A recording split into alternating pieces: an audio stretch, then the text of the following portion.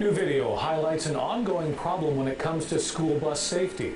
CTV News went for a ride-along to see how many vehicles fail to stop for a school bus. It seems many drivers aren't getting the message.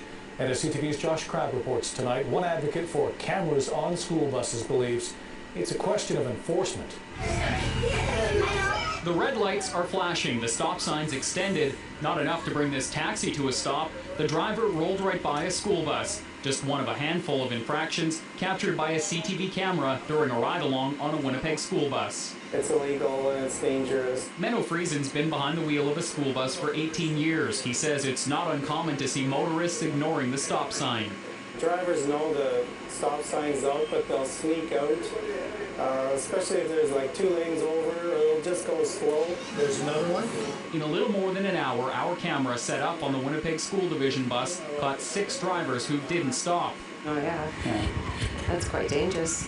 Parents say the results are alarming but not surprising. I don't know what the buses would need to do, like have a disco ball or something, but people miss those signs. It's just people not paying attention, and that's troublesome.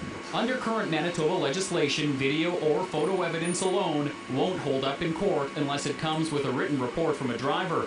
Maurice Gregoire's company worked with 3 Manitoba school divisions on a pilot project which saw his cameras installed on school buses.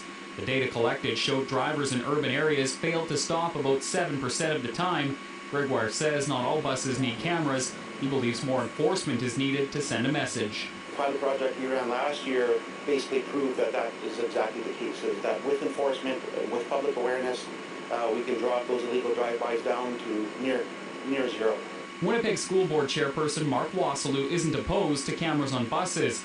He says it would come at a price and believes the only way it would work is if the school division could recover the costs through ticket revenue.